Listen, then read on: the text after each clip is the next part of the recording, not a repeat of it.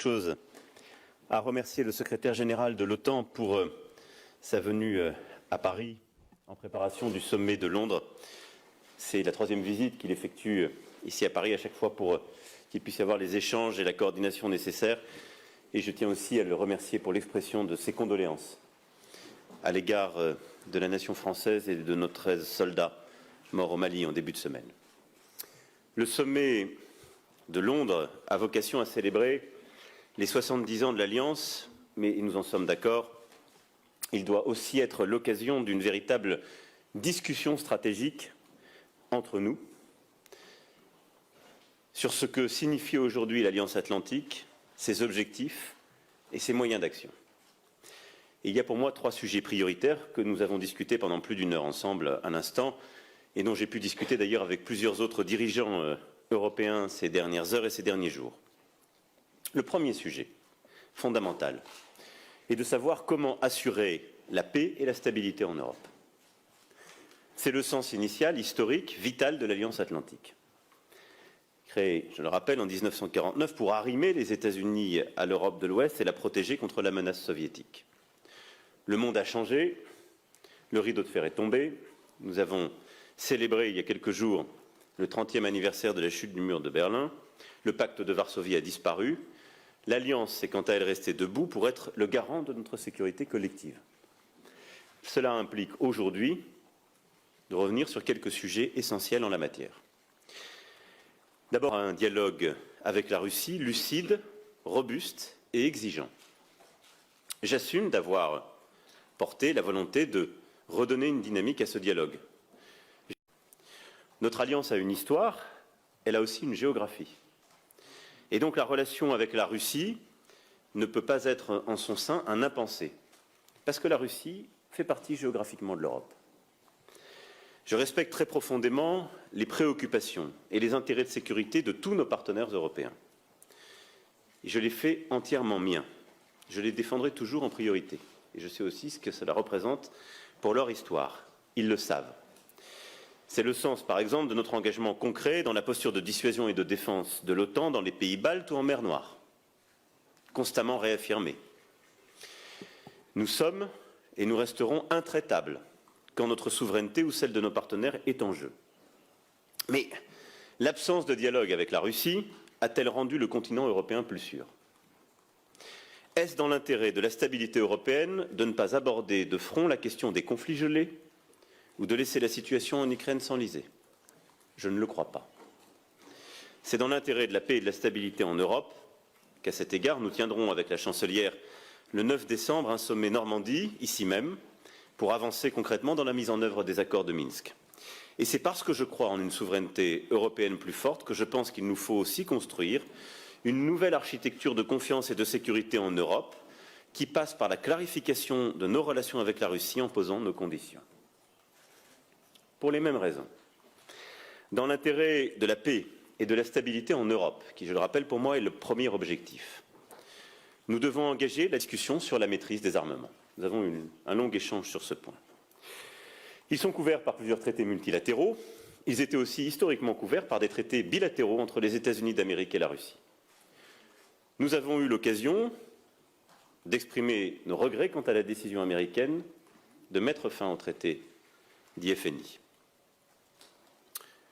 Les traités aujourd'hui entre les États-Unis et la Russie, négociés durant la guerre froide, n'existent plus. Le traité FNI a été dénoncé par les États-Unis, mais je le rappelle, c'est notre sécurité qui est en jeu. C'est celle des alliés européens. Et nous ne pouvons pas rester dans une situation où, ayant fait les meilleurs efforts pour éviter d'abord la violation de ces traités par la Russie, puis cette décision américaine, nous serions simplement là pour constater que nous ne sommes plus couverts par cet accord bilatéral. C'est pourquoi il est à mes yeux impérieux, là aussi, dans le cadre de nos travaux et dès nos discussions de la semaine prochaine, d'aborder de front ce sujet au sein de l'Alliance, d'abord et avant tout, dans le dialogue entre l'Europe et la Russie pour recréer les conditions de notre sécurité dans le monde réel, c'est-à-dire celui d'aujourd'hui. Et la nouvelle génération d'accords que je souhaite, qui remplacera le traité FNI, doit faire l'objet d'un très gros travail et d'une coordination au sein de l'Alliance, et tout particulièrement entre les pays de l'Europe, mais elle suppose une implication des Européens dans ce futur traité. Nous ne pouvons pas déléguer notre sécurité à un accord bilatéral où aucun Européen n'est partie prenante. Et la deuxième chose, elle suppose de mieux protéger, là aussi, certains pays européens. Certains pays comme la Pologne n'étaient pas protégés par le traité FNI comme il se devait. Et je souhaite que dans ce cadre que nous construisons, nous puissions prendre tous les intérêts de sécurité en compte, en particulier ceux qui sont le plus à la frontière et le plus proches de la Russie. Sur ce sujet, nous y reviendrons peut-être pendant les questions. Beaucoup d'échos ces derniers jours se sont éveillés suite à la réponse française à la lettre du président Poutine. Je préfère être clair sur ce point. D'abord, la France a eu la courtoisie de partager sa lettre de réponse au président Poutine avec l'ensemble des alliés, ce qui n'a pas été le cas de tous les alliés. Je pense que c'est une bonne méthode. Ensuite, nous n'avons absolument pas accepté le moratoire proposé par la Russie ou l'offre de moratoire.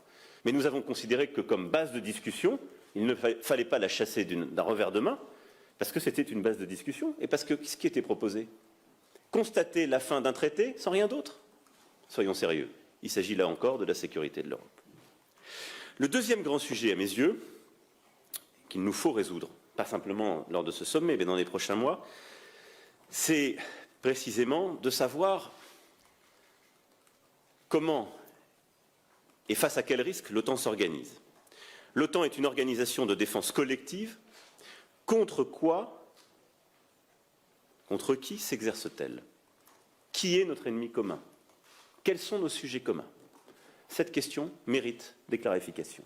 Et vous le voyez, c'est une question éminemment stratégique. Est-ce que, comme je l'entends parfois, notre ennemi aujourd'hui est la Russie? Est-ce que c'est la Chine? Est-ce la vocation de l'Alliance Atlantique de les désigner comme ennemis? Je ne le crois pas. Notre ennemi commun à tous au sein de l'Alliance, me semble-t-il, c'est le terrorisme qui a frappé chacun de nos pays. C'est contre les groupes terroristes que les militaires français se battent au Sahel et que nous avons eu à subir les pertes que j'évoquais au début de mon propos. L'engagement de la France au Sahel se fait au service de notre sécurité collective. C'est cela, agir pour la sécurité de ses alliés, être à la hauteur de ses responsabilités militaires et opérationnelles. Mais la clarification de cette question suppose d'avoir une définition commune de ce qu'est le terrorisme, de qui sont les groupes terroristes et de comment agir de manière coordonnée face à eux. Et je le dis là aussi de manière très claire. Proclamer son attachement à la sécurité collective ne suffit pas. Il se démontre. Une véritable alliance, ce sont des actes, ce sont des décisions, pas des mots. Je souhaite donc que nous ayons une véritable discussion entre alliés sur notre engagement concret dans la lutte contre le terrorisme au Sahel comme au Levant, où l'intervention militaire menée il y a quelques semaines par la Turquie dans le nord-est syrien a posé de vraies questions qu'il faut là aussi regarder en face. Et c'est là le troisième enjeu que je souhaite aborder au sommet et qui porte au fond sur les droits et devoirs des alliés les uns envers les autres. Une alliance, c'est aussi cela, la solidarité entre alliés. Si elle a un sens, c'est d'abord de ne pas prendre seul, sans concertation, sans coordination, des décisions qui ont un impact direct sur la sécurité des autres. Je respecte les intérêts de sécurité de notre allié turc, qui a eu à subir de très nombreuses attaques terroristes sur son sol. Mais on ne peut pas dire d'un côté que nous sommes alliés, exiger à cet égard de la solidarité, et de l'autre, mettre ses alliés devant le fait accompli d'une intervention militaire qui met en péril l'action de la coalition contre Daesh, dont l'OTAN, je le rappelle, est membre. Je souhaite donc que nous menions à Londres un véritable travail, un dialogue avec la Turquie, là aussi entre alliés, sur ce sujet, comme sur la compatibilité entre l'acquisition de systèmes d'armement, les S-400 et la défense antiaérienne de l'OTAN, car l'interopérabilité entre nos armées est la valeur ajoutée militaire la plus incontestable de notre organisation. Je salue les propos que le secrétaire général a sur ce point tenus ces dernières semaines à l'égard de nos alliés turcs. Monsieur le secrétaire général, vous le savez, et nos alliés le savent. Ils peuvent compter sur la France, sur son engagement, sur son armée, pour défendre leur sécurité. C'est cela qui fait de la France un allié fiable. Et c'est cela aussi qui justifie que la France soit un allié exigeant, qui demande dans les moments clés que les questions stratégiques soient dûment posées et dûment discutées. Nos militaires savent ce que signifie très concrètement d'être alliés sur le terrain.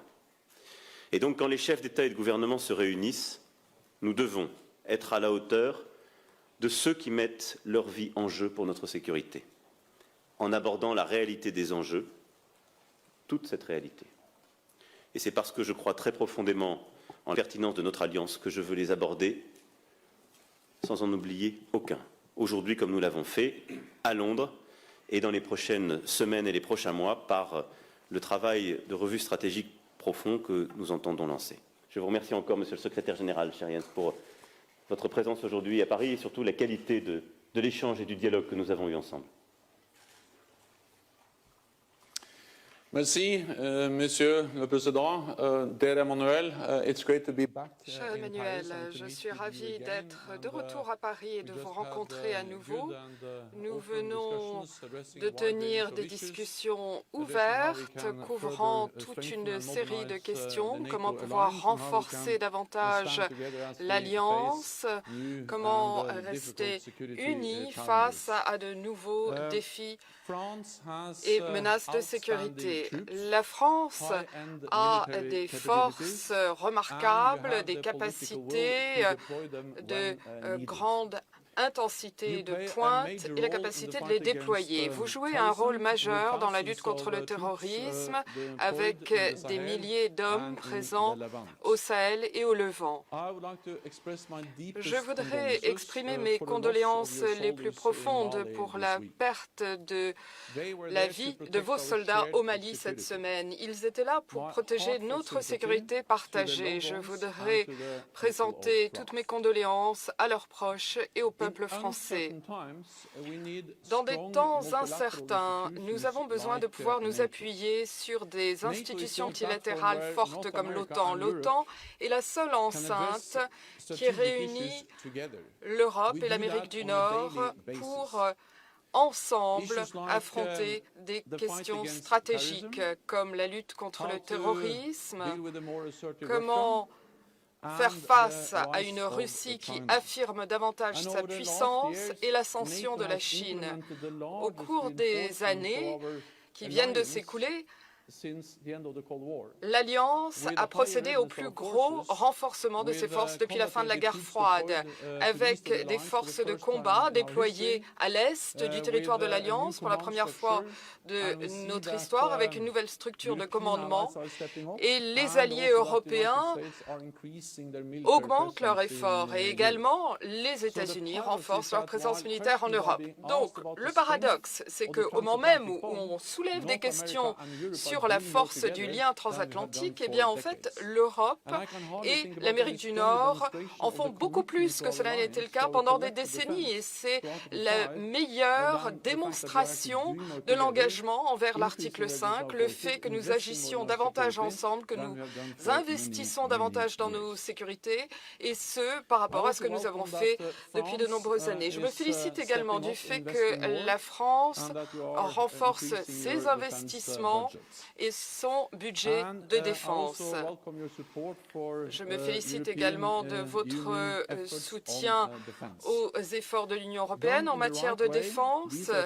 Tous ces efforts pris ensemble peuvent renforcer le pilier européen de l'OTAN. Mais l'Union européenne n'est pas à même de défendre l'Europe. Et l'unité européenne ne peut pas se substituer à l'unité transatlantique. Une OTAN forte et une Union européenne forte, ce sont les deux côtés de la même médaille. Les deux sont le garant de la liberté et de la prospérité en Europe. Et ce n'est pas un secret que les alliés de l'OTAN ont des différences sur différents sujets, notamment la situation au nord-est de la Syrie. Mais nous sommes d'accord sur les points fondamentaux. Rester unis et se défendre les uns les autres. L'article 5, notre clause de défense collective, est une clause à toute épreuve. Donc les fondations de l'OTAN sont fortes. Nous allons continuer à moderniser notre alliance et nous allons voir comment nous pouvons continuer à renforcer le rôle politique de l'alliance. Je me réjouis de vous revoir la semaine prochaine lors de la réunion des dirigeants à Londres. À deux questions. Bonjour, Jérôme Rivet de l'AFP. Vous l'avez évoqué tout à l'heure, mais seriez-vous favorable à une implication sous une forme ou une autre de l'OTAN au Sahel contre le djihadisme? Et pour le secrétaire général, êtes-vous satisfait de la nouvelle formule de partage des coûts du budget direct de l'OTAN avec une baisse de la contribution américaine et une hausse de la contribution allemande, d'après les informations qu'on a? Et qu'en est-il de la France? Merci. Sur le Sahel, comme je l'ai dit tout à l'heure, et comme Monsieur le secrétaire général l'a rappelé, la France est impliquée et agit pour le compte de tous, avec d'ailleurs plusieurs alliés qui sont à nos côtés également engagés et dont je salue la présence et l'engagement, qu'il s'agisse d'équipements ou d'ailleurs de troupes. Et je veux ici saluer à nouveau nos armées et nos soldats, leur redire ma confiance et la confiance de toute la nation. La mission qui est la nôtre là-bas est importante. Néanmoins, le contexte que nous sommes en train de vivre au Sahel me conduit aujourd'hui à regarder toutes les options stratégiques. J'ai tenu hier une première réunion et les prochaines semaines seront consacrées à un travail en profondeur que j'ai demandé au gouvernement et à nos armées pour regarder les modalités de notre intervention. Et je le dis, toutes les options sont aujourd'hui ouvertes. Dans ce contexte-là, et en fonction des décisions que la France aura à prendre, une plus grande implication des alliés est évidemment quelque chose qui serait tout à fait bénéfique. Pour revenir ensuite au sujet plus financier, le secrétaire général a rappelé l'augmentation de l'investissement dans sa défense de la France, qui s'inscrit d'ailleurs dans la loi de programmation militaire et les choix qui sont les nôtres. Nous avons ensuite un partage qui est clairement établi. La France ne reverra pas ses règles de partage, elle l'a évoqué. Si certains veulent voir ce qu'ils appellent le cost sharing,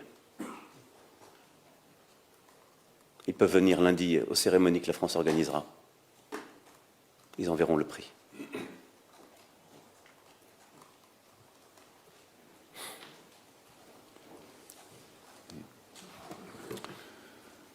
La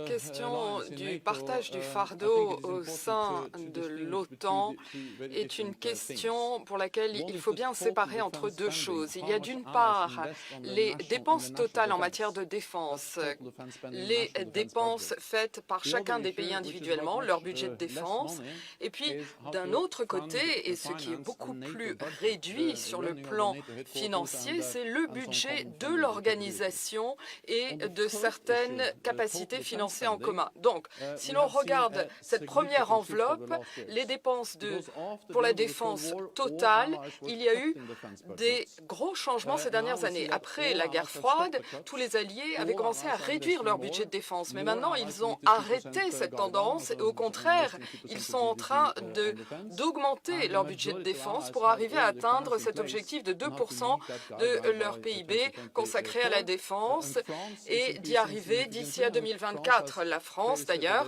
a considérablement augmenté son budget de défense pour arriver à cet objectif des 2%.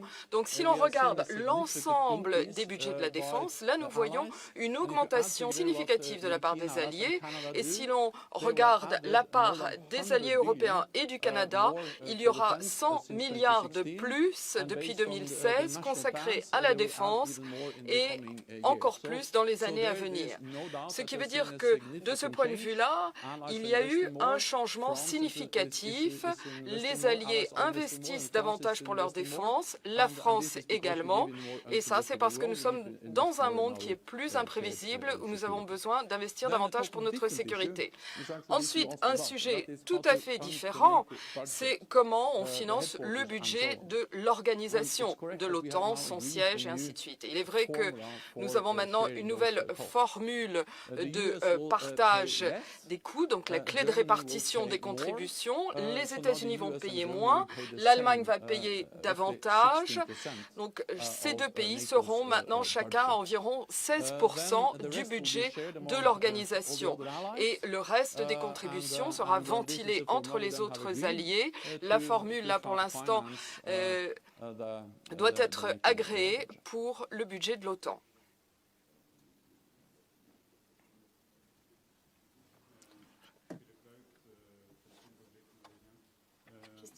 For Monsieur President Macron, in English.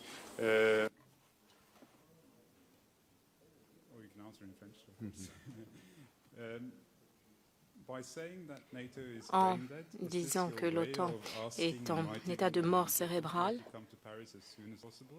est-ce une façon de faire venir le secrétaire général à Paris aussi vite que possible? Et pensez-vous que l'OTAN est effectivement en état de mort cérébrale ou dans le même état d'esprit, la Turquie dit qu'elle bloquerait le déploiement et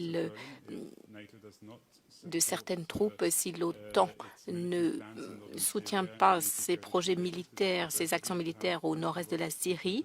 Et quel est votre point de vue à cet égard? Et enfin, protéger l'Europe, c'est également une question de sécurité numérique et sécurité, cybersécurité. Quel est le point de vue de l'un et de l'autre sur les projets à cet égard en Europe? Premier point. J'ai pu rencontrer à chaque fois le secrétaire général avant nos sommets, donc je n'ai pas besoin de faire de déclaration de presse pour qu'il ait l'amitié de venir à Paris et avoir cette discussion. Je regardais simplement les discussions de nos 2 dernières années et les enjeux qu'il y a devant nous. Et je voyais une déconnexion criante et inacceptable. Les 2 derniers sommets ont été uniquement consacrés à savoir comment on pouvait alléger, ce que je respecte pleinement, le coût financier pour les États-Unis d'Amérique. Les questions que j'ai posées sont des questions ouvertes, que nous n'avons pas résolues. La paix en Europe, le post-FNI, la relation avec la Russie, le sujet de la Turquie, qui est l'ennemi, comment... Donc, je dis, tant qu'on n'a pas résolu ces questions, ne négocions pas pour savoir si le cost sharing est ceci ou cela et le burden sharing est ceci ou cela. Et donc, il fallait peut-être un wake-up call pour continuer dans les anglicismes. Il a été donné, je m'en félicite, et je me félicite que chacun maintenant considère que la priorité est plutôt de réfléchir à nos finalités, nos objectifs stratégiques. Maintenant, il faut que nous ayons une méthode entre chefs d'État et de gouvernement, avec le secrétaire général et l'organisation, pour que, sur la base de ces questions posées, nous puissions utilement progresser dans les prochaines semaines. Mais j'assume totalement d'avoir, en effet, levé les ambiguïtés, parce que je considère que c'était de notre part irresponsable de continuer à parler juste de sujets financiers et techniques, compte tenu des enjeux qui sont aujourd'hui les nôtres. Dans ce contexte, vous soulevez le deuxième point sur la sécurité cyber et le numérique. Vous avez raison. Est-ce un sujet qui est cœur pour l'OTAN? Je pense qu'il peut l'être de manière pratique dans un monde d'interopérabilité où nous sommes dépendants d'infrastructures de télécommunications. C'est d'ailleurs le travail que j'ai demandé au gouvernement et aux services compétents de lancer pour la France. Je ne suis jamais dans la stigmatisation de tel ou tel opérateur industriel ou de tel pays. Je pense que ce qu'il nous faut, c'est au niveau de chaque pays, ensuite au niveau de l'Union européenne, et sans doute pour certains sujets au niveau des alliés de l'OTAN, avoir une vraie réflexion sur la réalité de notre autonomie en termes d'opération et des conséquences que cela emporte sur des activités qu'on considère aujourd'hui comme commerciales. Nous avons des armées qui sont de plus en plus interconnectées, qui vont utiliser les technologies 5G, l'interconnexion. Est-ce que nous sommes sûrs que l'intégralité des informations que nous échangeons par ces truchements et ces canaux sont sécurisées à notre main? Ce ne sont pas des canaux commerciaux uniquement, ils sont souverains, stratégiques. C'est une réflexion qu'il faut avoir. Et parfois, je vois beaucoup de gens très enclins à avoir une discussion principielle sur certains pays, très stratégique mais sans contenu, et parfois les mêmes à avoir peu de réflexion sur les implications commerciales que cela conduit chez eux. Moi, je ne stigmatise personne, mais je veux juste savoir le jour où sur telle infrastructure essentielle à notre sécurité, telle activité militaire, qu'elle concerne la France décidant seule, ou une opération que nous mènerions dans le cadre de l'OTAN, ou entre partenaires européens, est-ce que nous avons des vulnérabilités technologiques? Nous devons nous les poser à l'égard de toutes les technologies et à l'égard de toutes les formes d'industriels. Elle est essentielle, cette réflexion. Mais elle suppose un réarmement mental de beaucoup de monde. Je pense qu'elle est clé pour les travaux à venir. NATO is L'OTAN est une alliance très forte, mais en plus, nous sommes agiles, souples, nous nous adaptons face à un monde en mutation. Et si l'OTAN est l'alliance qui a le mieux réussi au cours de l'histoire, c'est parce que nous avons réussi toujours à nous adapter en fonction des changements qui se produisent autour de nous. Et c'est ce que nous continuons à faire. Maintenant, nous nous tournons vers l'espace, qui est un domaine essentiel pour nos opérations militaires au sol et aussi avec le cyberespace. Nous renforçons nos efforts de lutte contre le terrorisme. Comme je l'ai dit, nous avons procédé au plus gros renfort de nos forces de défense depuis la fin de la guerre froide. Nous en reparlerons lors de la réunion des dirigeants à Londres. Dans une période d'incertitude, il faut des institutions multinationales fortes et donc une OTAN forte.